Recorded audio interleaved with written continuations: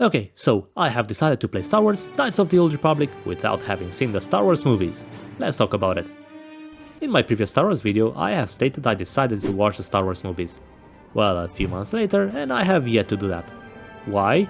Because after playing LEGO Star Wars, I felt like playing Star Wars games without watching the movies would bring a unique perspective. Well, that, and I love the interaction I had with the community. You are all great. So to that end, I will hold off watching the movies until I try out a few more games. If I time this properly, this might even come out on the 4th of May, and if you are watching it then, May the 4th be with you. If you are not, well, print, month, name, the day, string be with you. To give you a brief summary of how it went, it kind of changed my mind on what Jedis are, and it made me hate this guy so much. Also, I got very confused about a lot of things. Alright, let's begin. Right from the beginning, it was quite interesting finding out what exactly it is. Am I going to play a shooter? Am I going to play a hack and slash? I don't know, this is Schrodinger's... no, George Lucas' Wookiee. It's all possibilities at once until I open the box. Well, the box is opened and it looks like this will be a D&D game, as I was asked to create a character and choose their attributes and features. Big decision straight away. Now, before I make this decision, I need to point out the way this will go. There were a few ways I could have approached talking about this, and I think the best way is to discuss about the game from the perspective of my thoughts at the time. To that end, throughout the game I wrote notes about my thoughts and takes of what is happening. That is relevant right now. So I have never been good at stealth mechanics. I don't think I have the patience for that class, so I'll avoid that 100%. Now, at the time of playing, I thought to myself that if I wanted to get a good understanding of the game, I shouldn't go for the brute force route. So what was the game plan then? I will create the most charming man alive by focusing on persuasion and charisma and give him some wisdom and intelligence so he can fight from afar. Sure, he will die in one shot, but who will want to shoot at him? This decision will haunt me so much throughout the video, and going through the notes I just wanted to tell past me that I was a fool. Anyway, as he will be charming, he needs to be the opposite of Anakin Skywalker. A Nutkin Landcrawler. No, that's too long apparently. Nutkin Landcrawler?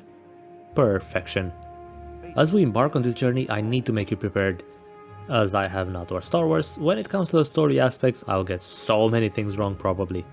Now, just like the previous time, I could theoretically search things up to be more accurate, but that's not the point of this video. I'm sure I'll be corrected in the comments. I'll leave that up to you. I will do my best to understand the story and guess the references made. With that being said, what seems to be the story of this one? Well, my understanding based on the introduction is that this happens way before even the first prequel movie. From what I can see, this Sith and Jedi battle seems to have been going on for ages, and it's almost like a balance where sometimes the balance tilts on the light side and sometimes on the other. And it looks like we are thrown in a time where the balance is on the dark side. I mean, it makes sense. Would be harder to make a galactic story if you do it in a peaceful time, I guess. Maybe you could make a story about the aftermath of a galactic war and how people deal with the repercussions of what happened, but not for this one.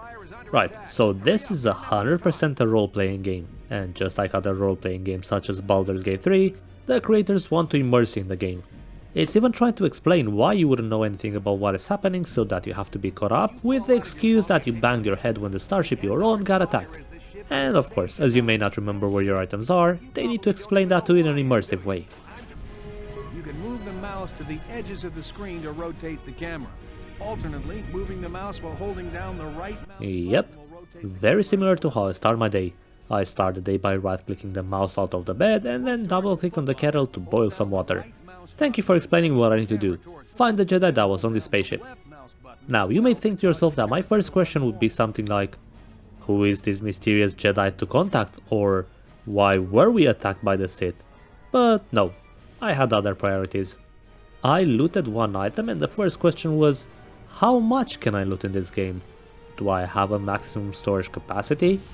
Future me would find out that no, it doesn't seem like it, or at least I've never reached it. Okay, one moment. Something doesn't feel right. Something seems to be missing. Can anyone confirm if it's just me thinking that recently I've been seeing a lot of YouTube channels that seem to have a very specific aspect similar, namely a low quality mascot. So to that end, after spending way too much time on this, I present you all an official mascot of the channel moving forward, Baby Yoda. Nah, I'm kidding, you'll never see this cursed creature again. I was just curious if anyone else noticed this. Where were we? So we loot a bit around and complain about how I cannot loot the Jedi that just died, but find another pistol and equip it. I can dual wield pistols. That is awesome.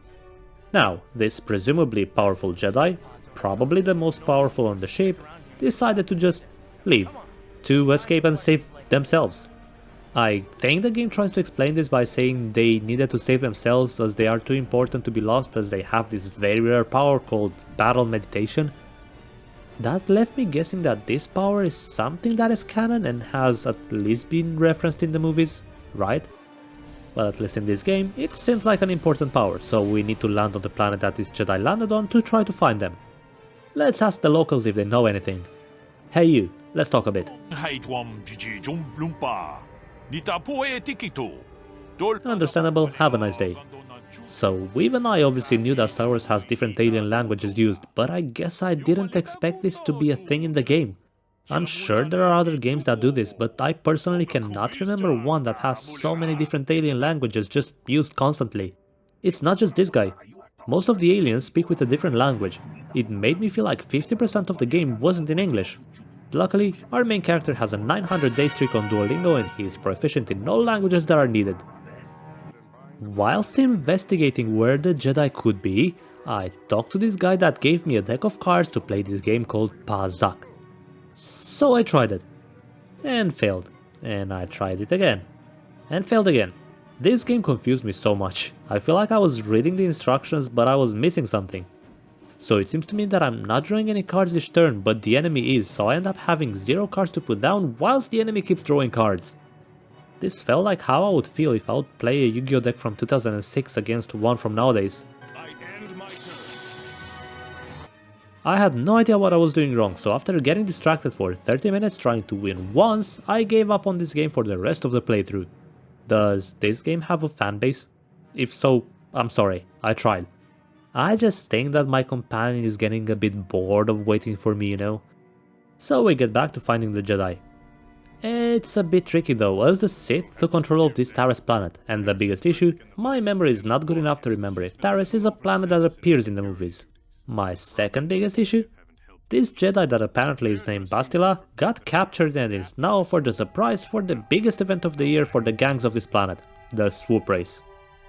The issue is, we don't have any swoop. Is that how this thing is called?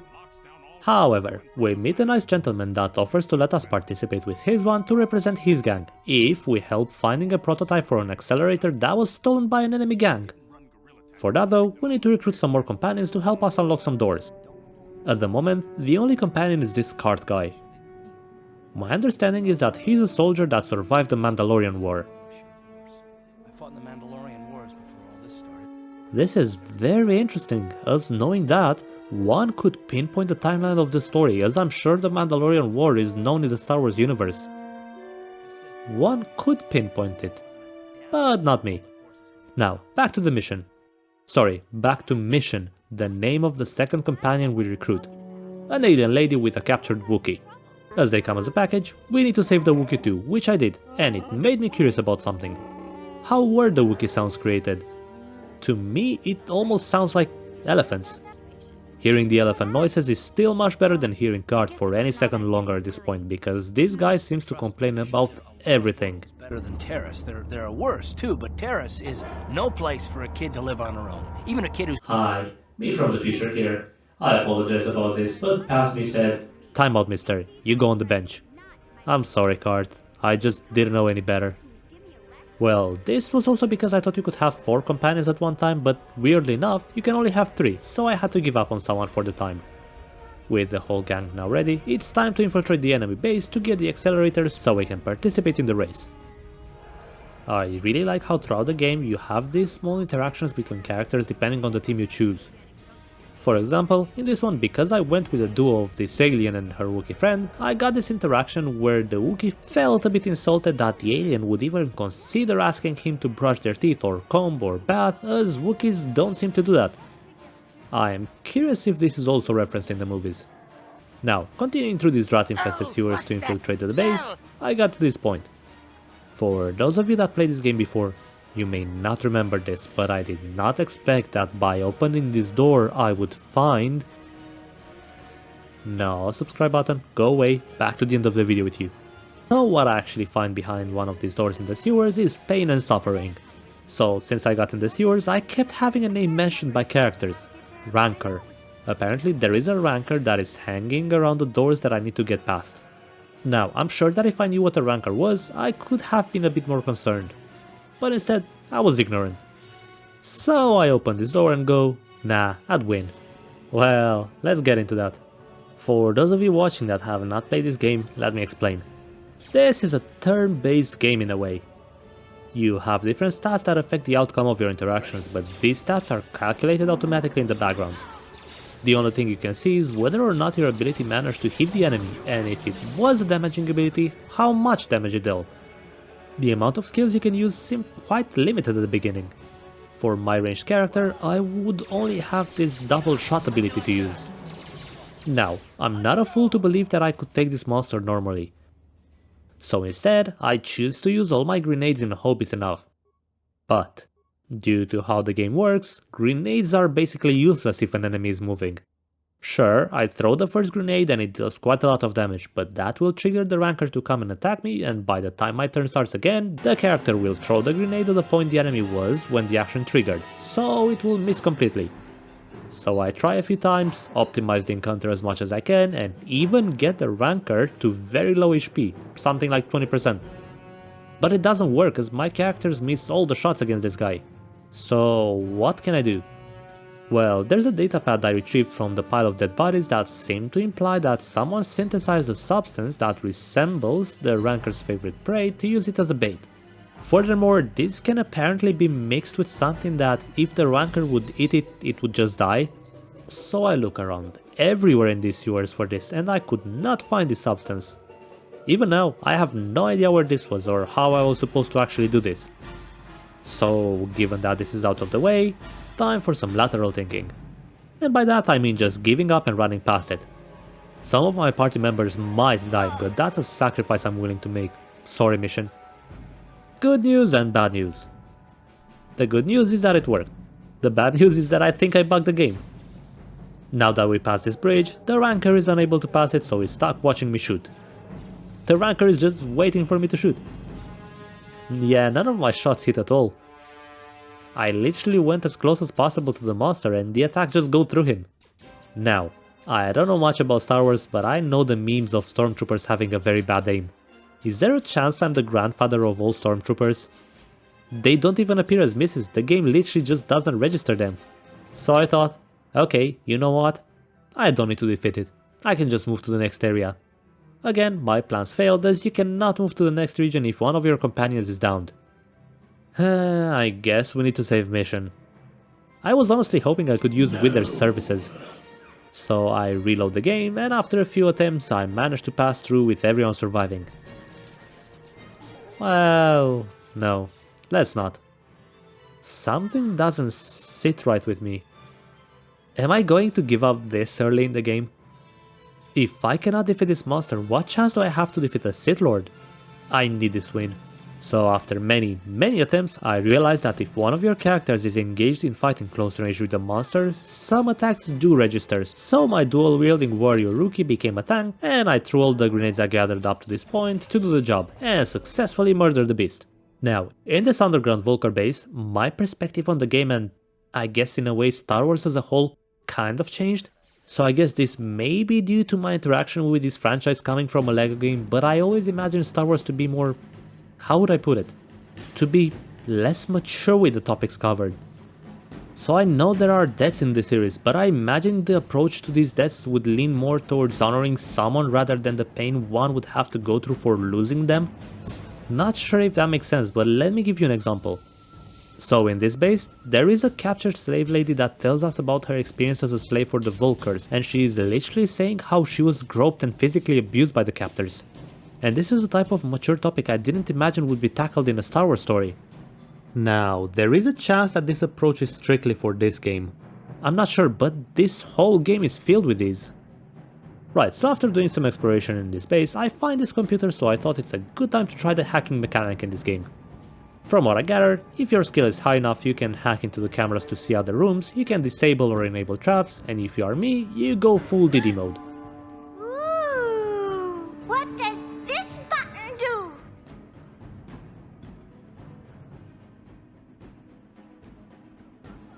And you end up exploding the terminal and downing the whole team. Great, and the last time I saved was before entering the base.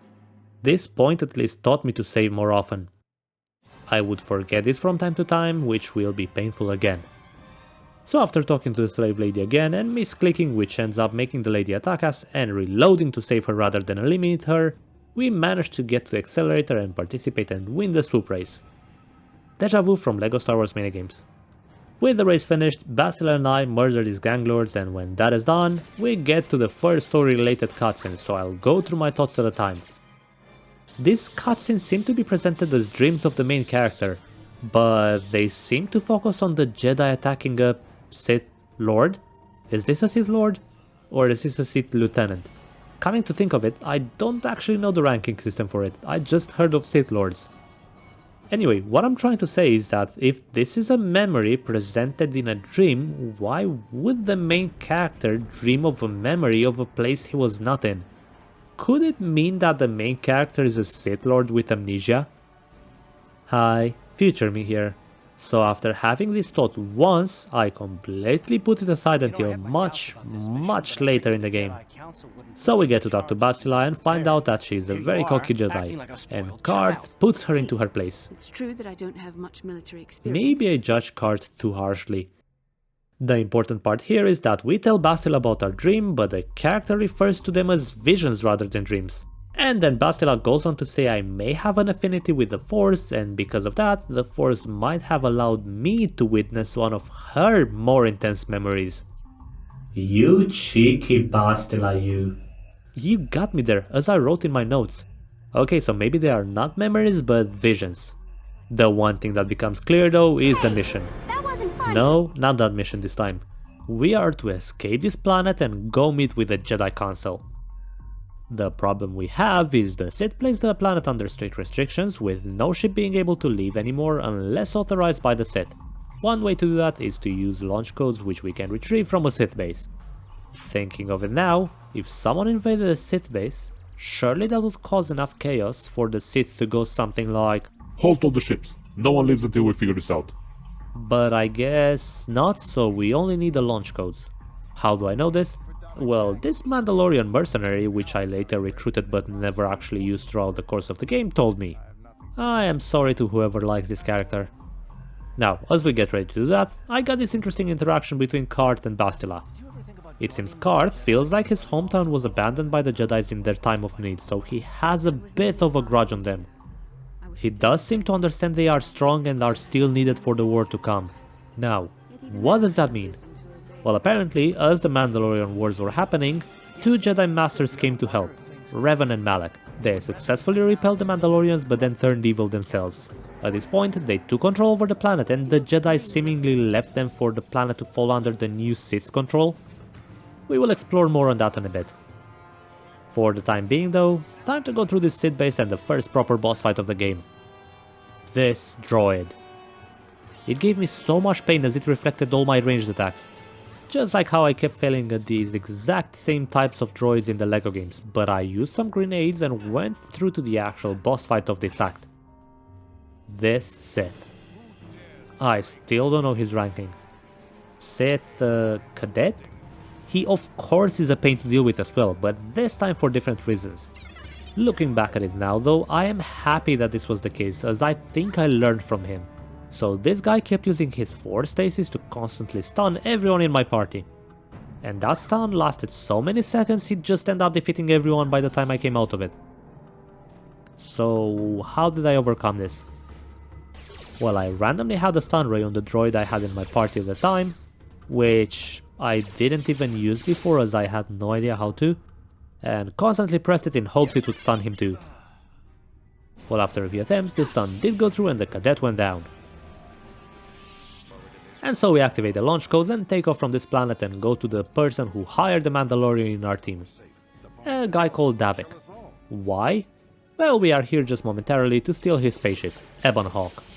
Side note, I cannot help but imagine that this Ebon Hawk name is important and appears in other Star Wars stories. Otherwise, why would there be so much emphasis on the name of a ship?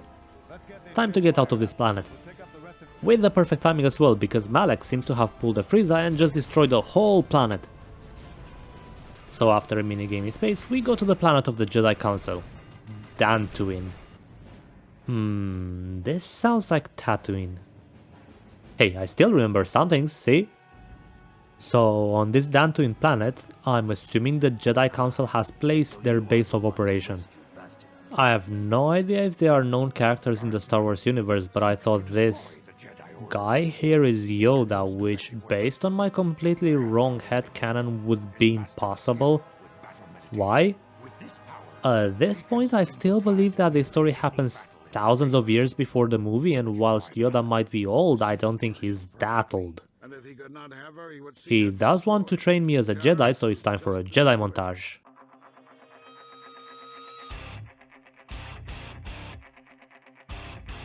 And after making my own lightsaber and doing a zodiac test to choose which Jedi I would be, I became a Jedi. And this right here was the beginning of my nightmares. At this point I didn't fully understand the implications, and well, I might still be wrong on this, but I'll say it anyway. So remember how I said earlier that I wanted to go for a ranged character? Well, to be a Jedi I thought you'd need to fight with your lightsaber and all. And for that I'd need to be melee. Which is absolutely fine, I was happy to change my class from Scout to Jedi. The issue is that I put all my attribute points into things that would help a ranged character.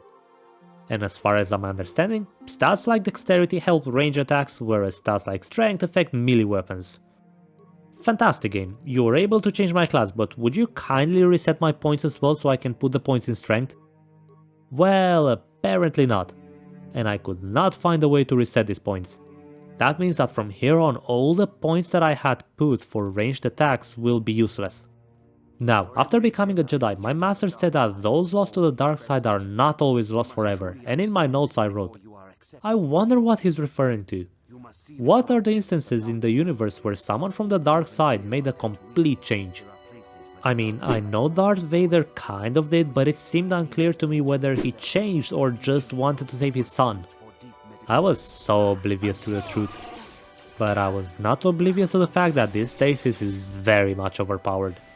With this newly found power, we need to explore Dantooine and look for some ancient ruins around that Malak and I keep writing him as Raven rather than Revan. Anyway. With this newly found power, we need to explore Dantooine and look for some ancient ruins that Malak and Revan went to before. Apparently, it is also important that Bastilla joins us there, as we are being told we are somehow linked now. Also, at this point I must have been around 10 hours in the game and just realized that for the most part, you don't need to heal yourself using the items, as it takes 5 seconds to press return to the base button and then press to go back, which fully heals you. Amazing strategy. Unless you are in the last 30 or 40% of the game, where most of the times it's unavailable. This Dantooine planet seems to have quite a few side quests. The whole game in fact is filled with side quests that can be quite interesting. My approach on them was, if they sound interesting, I will do them, and if not, I'll only do them if I stumble onto them whilst going around. This planet, for example, has this quest where this lady lost her husband, and as a result of that trauma, she started seeing her husband in her helper droid. In every aspect. Now hold on, before we judge her we do have to consider that the droid is just that, a droid, and he has no feelings about the situation. Never mind, he ran away and he's now trying to destroy himself because of this. I did choose to bring the droid back to the lady, which I'm surprised he didn't award me some dark side points. We're just gonna go right home, right now, and celebrate. Regarding the points though, I found this aspect quite interesting. I do like games where you have good and evil options. And in Baldur's Gate, for example, I have no issues ripping Gale's hand just for the sake of it, as I feel like it's presented in an almost comedic way. Ah, you kicked this squirrel into a tree? You silly goose you. But for this game, I just couldn't get myself to do it. So you remember the lady that was abused and grew up by the Vulkars on Taris?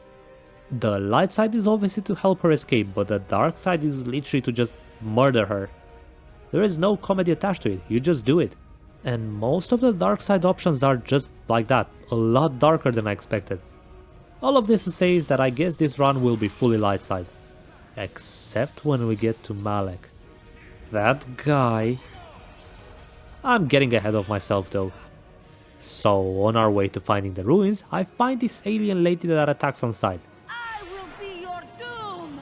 However, before finishing her off, we have a chat with her.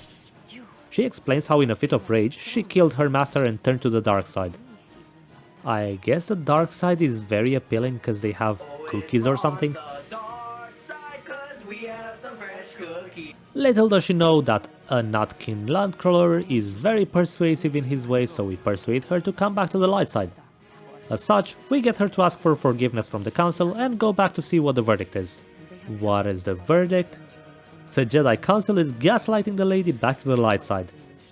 Oh yeah, Council, I'm sure she didn't actually kill her master and that it was all a plan. This seemed very suspicious to me, so I was like, oh right, your master didn't actually die. Yes. That's it? No. Ah, obviously not. The Jedi Council sent her away on her ranch, sorry, different galaxy, to train other Jedis. I do not believe them for a second. Jedi Council, I have my eyes on you. It's not the only suspicious thing if I'm honest. So as we talk to one of the Jedi Council people, we find a few more details about the situation. So this guy tells us about Exar Kun. Exar Khan? A former Jedi that liked the idea of having cookies 40 years prior to the events of the current game. He was eventually defeated, but it took 20 years for the scars of the battle to have a chance to heal. Also 20 years before the events of the game, the Mandalorians took the opportunity of a weakened state of the Republic and started conquering planets that were not part of the Republic. This eventually led to the Mandalorian Wars, where the Republic asked the Jedis for help. However, the Jedi Council were reluctant to do that and instead preached patience. Everyone but Malak and Raven who wanted to help regardless. Now, these details and some of the actions of the Jedi Council throughout the game made me feel like this is not a light versus dark struggle. The dark side is unapologetically dark indeed, but the light side is more grey. It seems more fitting to be grey versus dark side, to be fair. Anyway, after defeating the Mandalorians, Raven and Malak claimed to chase the Mandalorian fleet in unexplored space and somehow came back with a massive fleet, and Raven assumed the title of a Sith Lord. The question then is, where did he get his fleet from, as it seems the ships were from an unknown alien design? So after helping Romeo and Juliet here with their love situation, I got to the caves. In this cave we find out some more backstory. From what I gather, this temple was built possibly tens of thousands of years ago by these builders who seem to represent an empire that existed before the Republic. One of the things they built was a Starforge. Bastilla seems to be skeptical of this, as the history as she knows it only goes back to the Hutts. Now, I don't know what these Hutts are, but I imagine they are an established alien race in the Star Wars universe.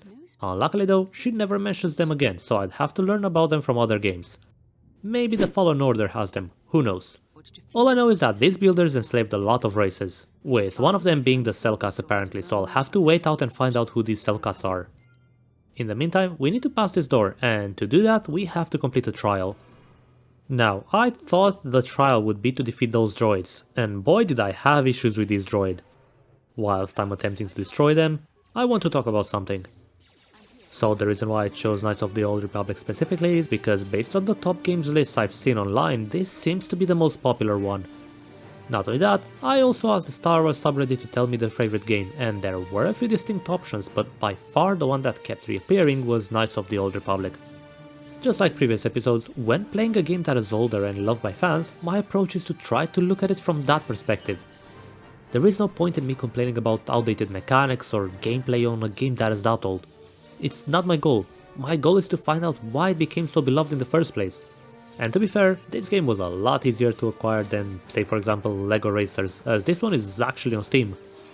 The only issue I had was the resolution it initially had, but thanks to the modding community, I was able to bring it to a widescreen, which makes it look much better. Shout out to the modding community, amazing job. So anyway, the reason why I went on this rant is because sometimes it made me feel like the combat could be improved in some aspects. Specifically the hit or miss chance mechanic for enemies. For this droid for example, not knowing too much D&D mechanics, I have zero clue why all my hits just miss. What is the rule that fails? What can I improve? Now this may not even be a game issue, it may just be something that is obvious but I completely missed. However, after defeating it once and failing to understand what the quiz on the computer wanted me to do, I thought it's time for a change, so I brought the droid with me and equipped it with a flamethrower. Now that is a lot more effective. With the robots taken care of and the puzzle completed, we enter the chamber and find out... I'm not gonna say it. We find out our purpose. To go on different planets that have these ancient temples in order to complete a map to the Starforge, whatever that is. And before we go to the next planet, I got a warning about some creatures that were seemingly exterminated after the Exarchon War, but seem to appear again. Predates. Had no idea what these are. Onwards we go to the next planet and... oh, we can choose which planet. Let's see. The only planet that I think I know from here is Tattoine, so let's start with that. This planet confirms for me that the events of the game are happening before the movies. How so? This corporation came to the planet thinking they could mine things, but found out there is nothing to mine. As such, they seem to consider just leaving the planet, but taking back all the equipment might be too costly, so they might just leave it on the planet. Their representative makes a joke saying, I imagine all the heavy equipment will be abandoned. It's not worth shipping out things like sandcrawlers. Maybe the Jawas will find a use for them when we're gone. That's all. Now, as far as I remember from the LEGO games, this did end up happening, so there you go. Whilst on this planet, I wrote in my notes that the planet looks stunning, and now that I finished the game I can confidently say that this was my favorite planet. The atmosphere is just perfect. What is not perfect is how things are going on this planet. The corporation wanted me to kill some Fremen. Sand people that are attacking their sandcrawlers. Now, I was hoping I could complete this peacefully as I didn't want to hurt the people of this planet. That, however, does not seem possible as you are attacked on sight. I was able to disguise myself as one of them for a bit though to help their chieftain who was kind enough to give me their stick. So I guess it was done half peacefully. Bastilla seems to not have any issues with this though, which made me even more confused when she randomly says she didn't want to kill Raven but to capture him alive. Why? Because they don't believe in killing. Like, I'm sorry Bastilla, but have you not been present at all so far? You think we've been using the knockout passive from Baldur's Gate 3 or something? Heck, we blew up a guy for cheating on his wife. At least Cart seems to understand the situation better. He did say he is suspicious of the reason me and Bastilla were sent to do this thing, and you know what, Cart? I agree with you. The game does not do a great job at making me trust the Jedi Council. I wonder if things are as grey in other media when it comes to the Jedi Council. The only issue is the game does not give me an option to agree with you here, Cart, only to be rude or dismissive, which I do not want to be. Regardless, we kill the dragon. I'm kind of surprised that these things exist in the Star Wars universe. But yeah, we killed him with the help of a hunter and found the next map only to be attacked by the bounty hunter that survived our previous encounter. Anyway, I started blasting. Bang! Bang! With Tatooine now complete, I had to select another planet. And based on my notes, I now realized I got a bit confused here because I wrote, all I remember is that cell cuts are quite strong. So I avoided Manaan because of that. Of course, now I know that cell cuts were not deterrent attacks. Funnily enough, me trying to avoid this planet actually just led me to the planet where the deterrent attacks seem to be. Now, I don't know if this sent me on a planet that was a bit too advanced for me. Based on the issues I encountered here, I think it might have been, but I'll get to that in a bit.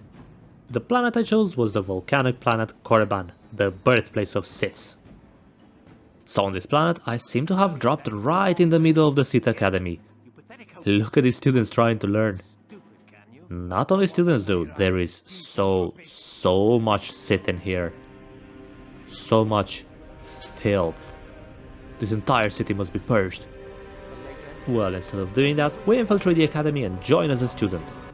At this point, my guess is that I could have chosen to become a Sith, and I was fully expecting the headmaster to make a strong argument for the dark side, like, those Jedis think they are good, but they are actually corrupt because X and Y. But all he says is, well, Jedis don't want us to use our powers to gain control, but why shouldn't we? not the best argument now, is it? Anyway, we only infiltrate this because the star map seems to be in some ancient tombs, which are only accessible via the academy. Before I did that though, I encountered my first Terran attack, and this guy gave me a lot of trouble. Well, until it bugged out and stopped following me, so I was like, okay card, do not move 1 inch from there. I don't know what's happening, but it's working. Yet again, not much draw by it, just some experience and the site was done, so moving on to the tomb with the map. Or so I thought. I accidentally went into a tomb with a very interesting character in it. So as I was raiding the tomb, I found these words which awakened a ghost to hunt us. Now this ghost seems to be of an individual called, don't know if I'm gonna mispronounce this, but Tapol, who seems to be a Sith Lord from the past. This guy says we were the first to rebel, to betray, so I guess he's the first Sith Lord? I did get a bit confused with this wording at the time, but then he says we were not the first to fall to the dark side, but they had a lot more power than the people that did fall before. And this power came from elsewhere. I did try to press him to tell me where from, but he just said nah, it's a secret. Knowing what I know now, I imagine this power came from the Dark Forge, or how it's called, which makes me quite curious. This first Sith Lord and the Dark Forge, are they canon? These details seem to be quite structural to the Star Wars universe. We are talking about the first Sith Lord here, we are talking about a huge civilization that predates the Republic. From my experience, games in established universes like this have to play it safe and have a small-time villain that can just be killed off, but this seems to establish major points. Anyway, we exorcise this guy, and after a few more tombs, we enter the correct one where I had to go in alone. It all started quite well. The layout of this map seems to be branched in 3 directions, with the middle part being blocked. After doing the left side puzzles fairly easy, I was quite confident to move to the right one, where I encountered 3 Terran attack. This was a massive time waster for me. Looking back at it, it might actually be the biggest time waster in the entire run. It's very close to another one, but I'm gonna talk about that one later. So for this one, I started by trying to throw grenades at them, which obviously didn't work too well. I then tried to do the same thing I did before and just run past them to the door. This did not work well either, as the door was locked, so I thought, okay, it's one of these where you actually have to defeat the enemies before you can progress. So what now? I started changing around the items I had, trying to optimize it as much as possible, which did not make any difference whatsoever, and I was thinking, maybe this would have been fine if only I would have been told about the class change so I can invest my points in strength. Alas, these issues were in the past, and if I wanted to finish the game, I could not be stuck in the past. As I did not have too many healing options left either, I even thought I could go back to the academy and resupply, but the headmaster and this other Sith were blocking the exit until I finished the trial, meaning if I wanted that, I would have had to go back to a previous save. But how could I? I kept saving on top of the same save file. If I wanted to go back to a previous save, I would have lost hours of progress. And right when I was about to lose all hope, there it was. An idea of how to deal with these guys. What if instead of me going for them, I could have planted some mines and let them come to me and explode in the process? Brilliant. Now all I have to do is plant the mines. How does one plant the mines in this game? I have not done it at all, so I don't really understand how. Right click on them in your inventory? Nope. So then how? I even consulted a game manual in hopes I could find a guide on how to use these, but there was nothing. Nothing at all. Now I know I could have found this out by googling, but that didn't seem right with me. I wanted to only use the tools the game gave me. Come to think of it, this action bar on the bottom right has an empty space. Why is there an empty space? Is that where the mines are supposed to be? But why aren't they there? Even after finishing the game, I still have no clue. My only guess is that I was missing a feat or a skill or something, but I have no idea. So there I was, defeated. So as I rushed recklessly into them with no aim, I noticed a ray of hope. A lever. How did I not notice this earlier?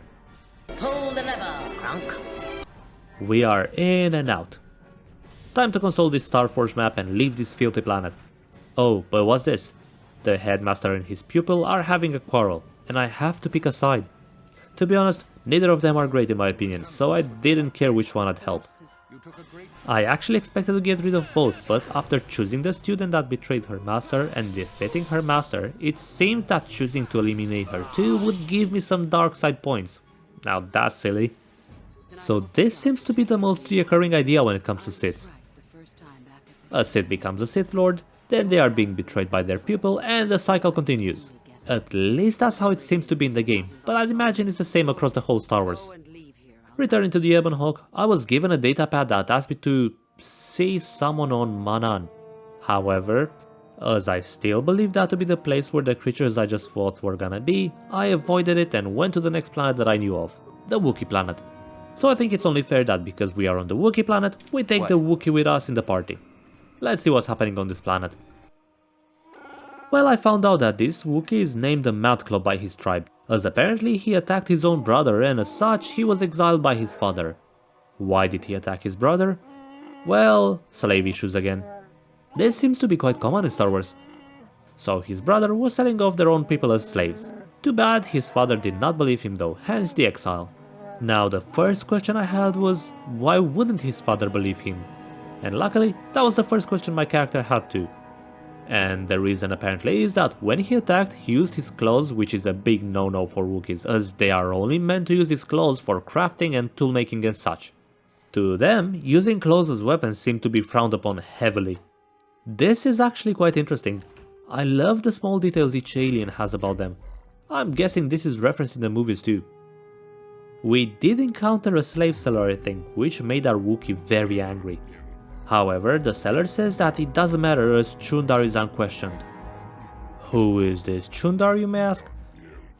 Well, I asked myself the same thing, which made me even more confused after I find out that it's our Wookiee's brother. Why wouldn't he pick up on his name or say something after he found out the name? It didn't matter too much because we ended up meeting him shortly after. So this guy seems to now be the leader of the Wookiees, in this area at least. And he has the Cherka Corporation by his side. So long as he provides them slaves, I guess.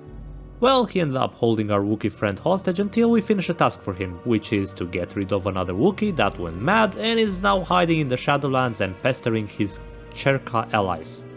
Now, as we go to find this madman, I need to make you aware of what was in my head at the time. My notes say, I wish I could reset the stat points. Me too, past me. Me too. Especially that the moment we enter Shadowlands, we encounter an issue.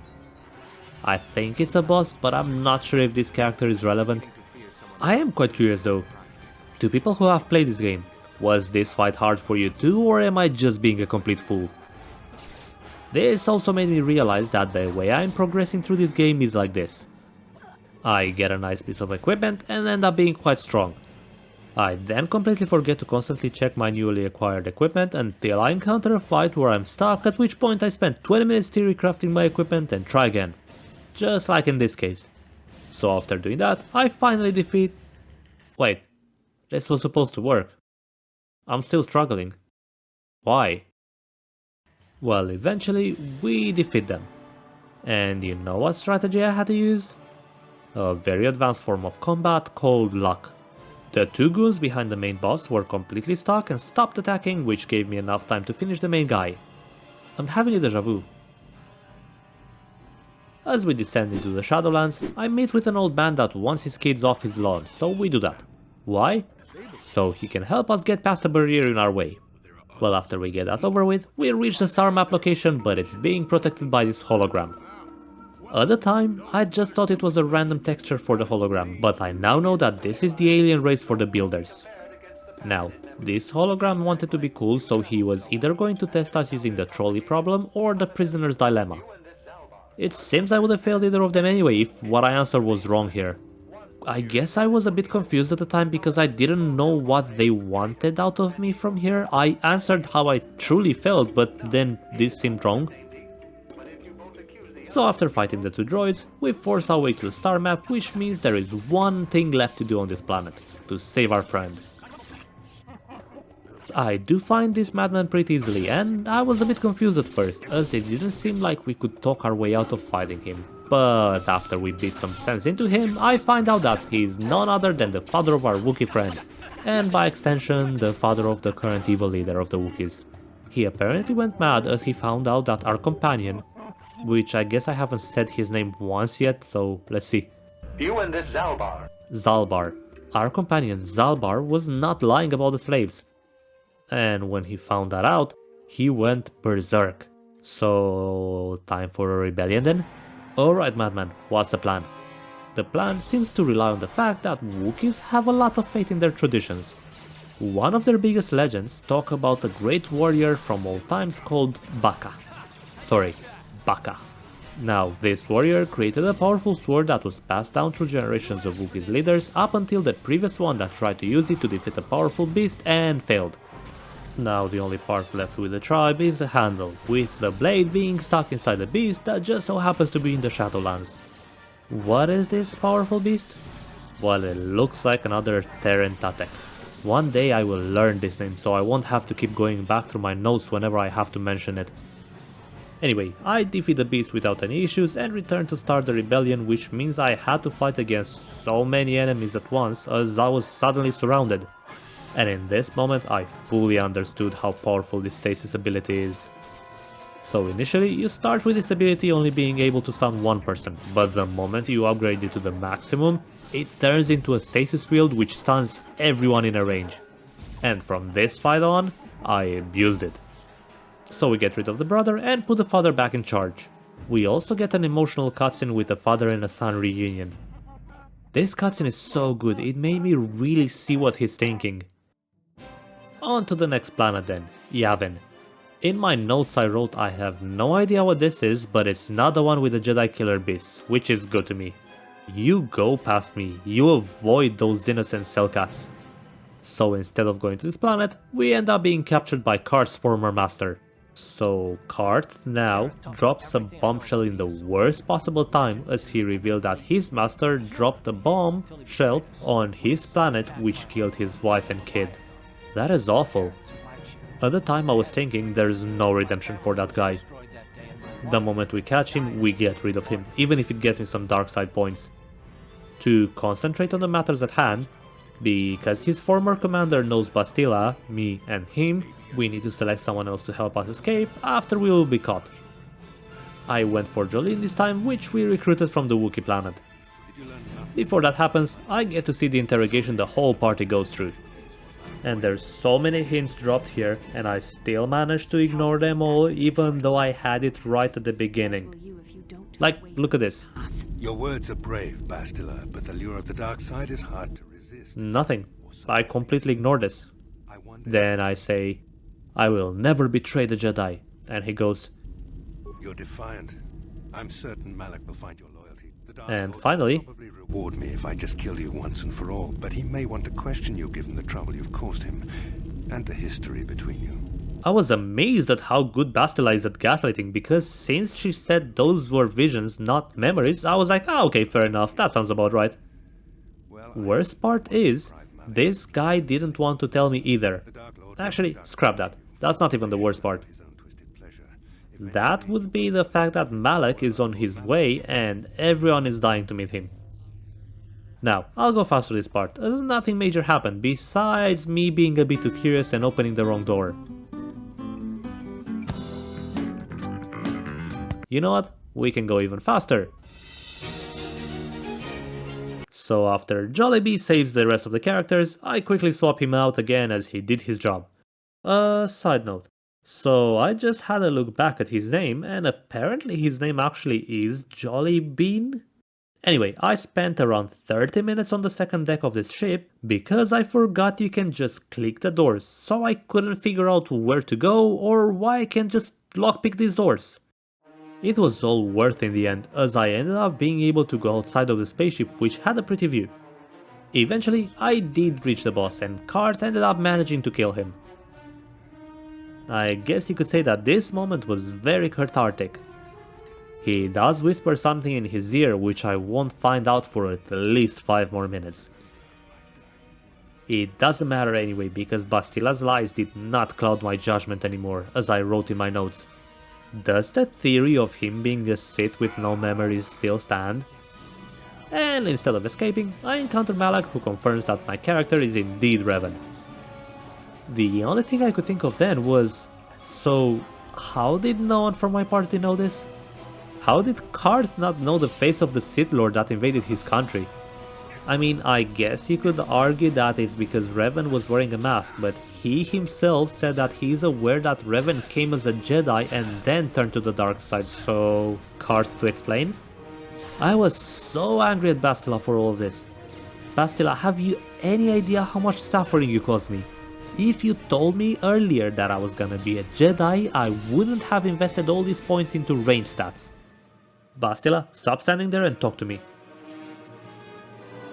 So after defeating Malak alone quite easily, I chase him down and Bastilla decides to sacrifice herself for us to escape.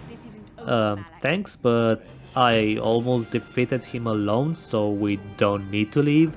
Also, in the first part of the game, you escaped alone and left everyone else on the ship to die because of your battle meditation power, so if it was that important then, is it not important now? You two get out of here. Yeah, I listened to her as I had no other choice, and then Cart snitched on me straight away to the companions. Interestingly enough, one of the robots I recruited seemed to have recovered their memories and said that they used to be Raven's personal droid and has unlocked new abilities. Unfortunately, like a fish, I completely forgot about this the next second, and for the rest of the game, I have not used him to see what the abilities are.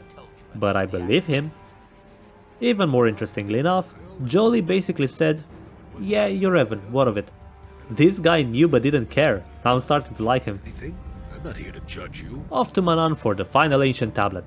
And right here, I got what I think was my favorite interaction in this game. So this planet, from my understanding, is under the control of Selcats. A race of Murlocs that manage to stay impartial to the fight, as they have access to a healing agent which is very sought after.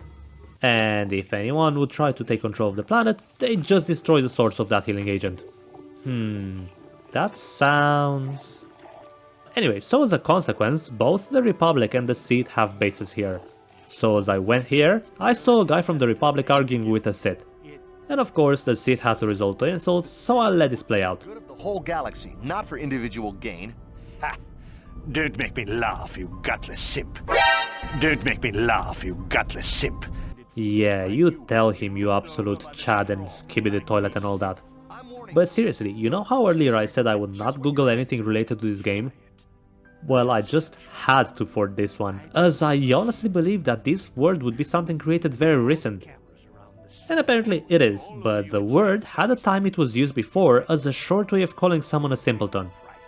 Now that I know that, I'll still ignore it and have my headcanon be that this guy is the first brain rotter in Star Wars.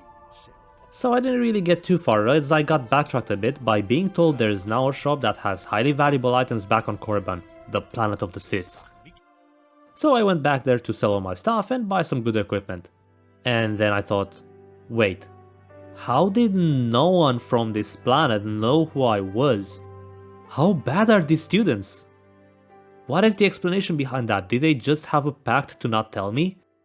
Anyway, I proceeded to spend all my money on items that I am not able to use, so let's go back to Manaan.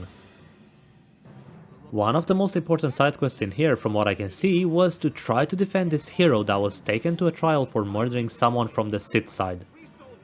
Now, I didn't actually complete this, because mainly from what I could see, this guy actually seemed guilty. Well, both parties seemed guilty, so I thought, let's leave them to their fate. However, there was something I want to point out that came out from this. I had to add Jolly to the party and he started reminiscing of the past. He said that I reminded him of a person that he used to know, Andor Vex. Now, I still know mostly nothing about Star Wars, but even I know there's a series called Andor, so I was thinking, is this the same Andor? I had to guess no, because by the end of this story it was revealed that Andor died, but interesting name choice. So after I got arrested, allowed to leave, got arrested again and allowed to leave again, I got on this submarine to help rescue some missing crew members of the Republic. Only to find out they were playing Subnautica. Now that I think about it, I should probably do that too, as I haven't tried it yet.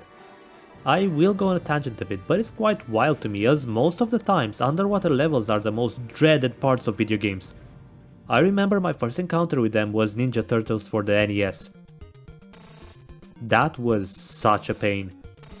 But for some reason, for this one game, apparently it works really well. Unluckily, the water levels being dreadful continue in here as well, as I got lost as to what I had to do in this submerged level and it was painfully slow to move around. Well, I'll admit, most of this time was because I had no clue how to get past these sea beasts. It is interesting though.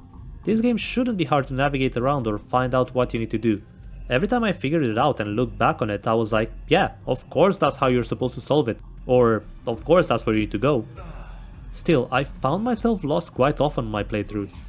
Well, after finding some sound blasters and clearing the area of some sea monsters, I pressed some random buttons on a puzzle as I did not read what I had to do, finished it without killing the beast that protected the star map, found the last coordinate needed and headed to the last planet. Meanwhile, I find out what is happening to Bastilla, the brave Jedi that sacrificed herself. Malak seems to be quite interested in turning her to the dark side due to her special ability, Battle Meditation. I don't think I talked too much about this Battle Meditation, but it seems prevalent in this game. It's a power that turns the tides of war from the sounds of it, and yet I still don't know what exactly it does. I mean, I understand it buffs people, but in what way? Does it make them more alert? More agile? Luckier? Does it give them plot armor? I don't think it's ever explained, but it seems that everyone knows about it. Again, I can only imagine this power doesn't just appear in this game, but in the overall universe as well. Back to Raven, I get into this area where we crash land on a beach and are attacked straight away by some aliens called Rakatans. My first thought about this again was whether they are original to the game or not. There's a lot of aliens that are so iconic that even though I do not know the name of the species, I know that they are obviously part of the Star Wars, like the tentacle ones or the Wookiee, but for these guys, I don't really remember seeing them in the LEGO Star Wars game. I again assume they are not original. I wonder if this game has any original aliens though. So these Rakatans are so impressed by my ability to freeze them using stasis that they take me directly to their leader. This leader wants us to get rid of the elders for daring to keep secrets from him. In return, they will help me get into this temple of the ancients, so I guess that this is where I have to go to disable this signal that makes every spaceship crash into this planet. My answer to him is basically, yeah, of course, I'll go get them for you, just wait here, yeah? I then find these elders. Well, not before I get lost one last time for this playthrough. Look, even past me is confused, as in the notes I'm wondering if these last few maps have a more confusing layout. So I go to these elders who are like, we'll help you get into the temple, but only if you rescue one of our captives from the opposing tribe. I mean, this sounds more like a light thing to do, so I chose that instead. Of course, it wasn't fully light side, as I had no peaceful option to do it, as the moment I went back into the other tribe, I was attacked on sight and forced to murder the whole encampment. But yeah, we murdered the whole encampment to save one person, then gain some light points and head back to have the ancient temple with the weird looking door open. Inside this temple, I defeat a few Sith adepts and complete yet another puzzle completely by accident. This then brings me to an ancient computer that reveals the whole history behind those builders of the Starforge, so here we go for the people who have not played this before. For the people who did, please correct me if I'm wrong or if there's something worth adding for me or other viewers. This infinite empire seems to refer to these aliens, Rakatans, who created this Starforge at the center of their expanded empire. When the empire fell and they fled back to their homeworld, they made sure the star maps around the planets they conquered could not be used to discover this forge. The Starforge seems to be almost like a living entity as it feeds and hungers. It draws on the energy flowing through all living things, the Force. However, what it creates from that is not light, but dark force, I guess. Which in itself makes this species of aliens even more cruel and savage than they were initially. This however seems to have been their demise, as this hatred created civil wars as the Empire started to destroy itself with internal fights. This Starforge can also forge fleets for some reason with the minimum time and resources needed, hence why Malak and Raven were able to create so many starships. As this infinite empire was busy fighting itself, the enslaved races took the opportunity to rebel against them, which pushed their masters back. Not only that, but apparently there was a plague that for some reason only affected these Rakatans and killed them. The few survivors fled back to this planet where they continued the civil war to this day. As the fall of this empire happened so long ago, the tribes forgot about their past. Right. I mean, this does explain everything, but one thing. Are these aliens canon? And if they are, is their history canon? I think I would be able to confirm at least half of this if I could see them in other Star Wars games. Before that though, I need to disable this interference created by the temple. Only one thing stopping me. Bastilla actually turned to the dark side? I wasn't expecting this honestly, as she seemed very strong-willed and with the force. Well, after a successful fight, she escapes and I can finally shut this thing down. How can I know no one will turn it back on? What if Siths come back and turn it back on? Wouldn't it be safer to just destroy it? Talking about destroying, time to find Malak. The issue? Now that Bastilla has turned to the dark side, her battle meditation will make it impossible for us to actually win. Meaning we have to find Bastilla first. So onwards we go to the Starforge, where I choose the final party of the mission. Cart, Raven and Jolie. Why Jolie? Well, a while ago I wanted to try to destroy droid powers, so I made him have that and I thought, you know what? This place will definitely have some. Talking about powers, I want to discuss one last thing that confused me. So throughout the game I kept getting this force jump power with its upgraded versions, but this game doesn't have a jump mechanic, does it? Imagine if I went through the whole game without knowing you can jump. So time to reach Bastilla, and boy am I glad to have taken Jolie, as there are a lot of droids here and it feels so good to just be able to destroy them. It's such a powerful ability. My only issue is that this area seems to have infinite enemies, as I keep taking them out and they keep coming. I mean, I guess it would be a good place to put respawning enemies if you wanna grind some levels before heading to the final boss. Actually, I think there's one more place before this that had respawning enemies. It was the beach with the builders, with the ancient temple. But yeah, grinding is not something I've done in this game, and it's probably something I should have though. I did get a bit too confident after seeing how easily I was able to defeat Bastilla and get her back to the light side. So after struggling to understand how to defeat an endless wave of droids, it was time to face Malak. Alone. Well, this will be fun. My first attempt did not go well, as I kept trying to put him in stasis and failing whilst he was slowly but surely taking my health down. I did manage to bring him down to the next stage, where I guess he drained the force of a fallen Jedi. So as he was attacking me, I completely ignored him, knowing this round is not going to end well, to just investigate a bit, and I basically went, hold up a minute, and went to the fallen Jedi as it seemed to be interactable. I learned nothing though, so I went to the next one, where I tried Stasis Field, which again did nothing. It just said, the force did not affect the Jedi captive or the machine that binds him. Okay. At this point I felt like there's nothing else for me to learn, so I started attacking Malak. It went as well as you'd expect. Round 2. I failed to get him to what I believe to be the second stage and just die faster than the previous time. Round 3. I die even faster than the previous time. Round 4 to a lot? I don't think I can keep count anymore. I started trying to use all the buffs on me, still nothing. I changed around the equipment to see if it works better. It got even worse. I was also getting fed up with having to keep going in only to have to go through the initial dialogue, so after I reached another point where I got to the second stage, I instantly saved the game to continue from there. And then I continued to die constantly. I honestly felt so hopeless. I spent so much time on this with no way that I could see out. And at this point you'd think I learned that I should have multiple saves, but loading a previous save would have meant having to go back so far, so It felt like I was stuck in this Groundhog Day. I know how the guy in All You Need Is Kill felt like. So in my desperation, I started doing random things. Seeing how clearly I was not able to defeat him, I went to the captured Jedis again. Stasis. Nothing. Okay, maybe something else, even though it stated that the force power doesn't do anything to this. Let's try the wave. Nothing again.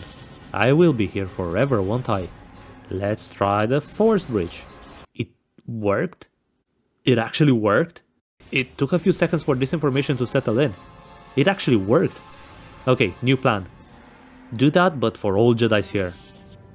Now, honestly, I don't even know if this had any impact anyway. Do they buff him? Does he heal from them?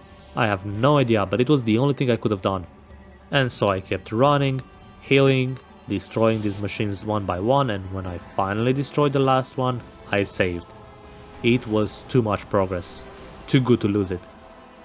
And all this time, while I was destroying these machines, I couldn't help but think, what would have happened if I just didn't have this force bridge? Would I have just been stuck in here? Now, luckily for some reason I did have it. I don't even remember putting the point in, but anyway. Time to face him. And I died. Again. And again. And again. And again. Is there no end to this? I just want the suffering to end.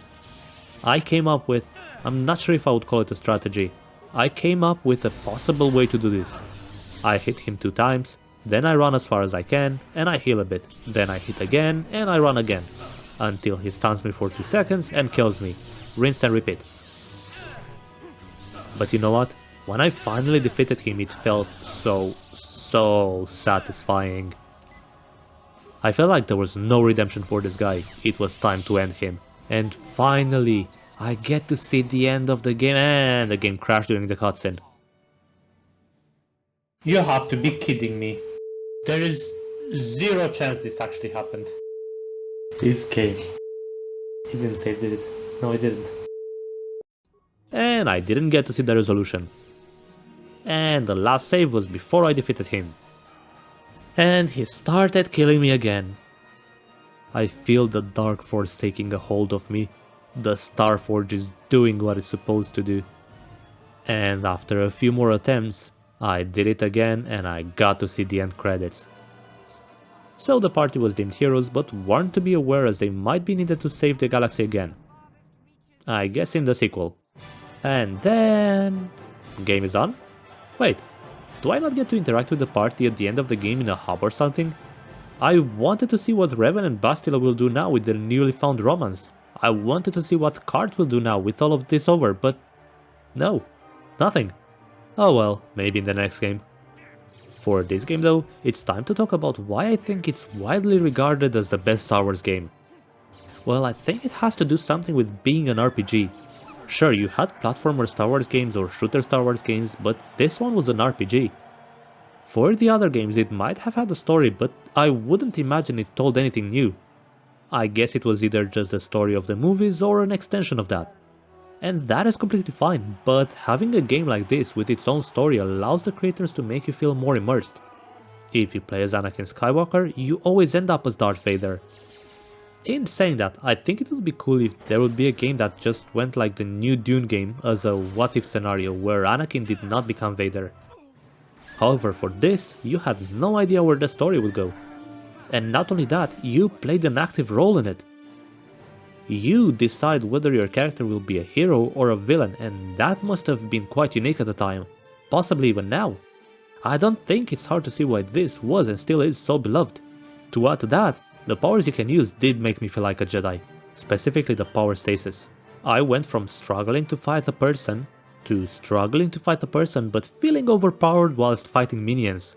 And I'd have to guess that's how Jedis or Siths feel. With that being said, I think it's a good time to conclude this video. If you watched until the end, I would like to thank you.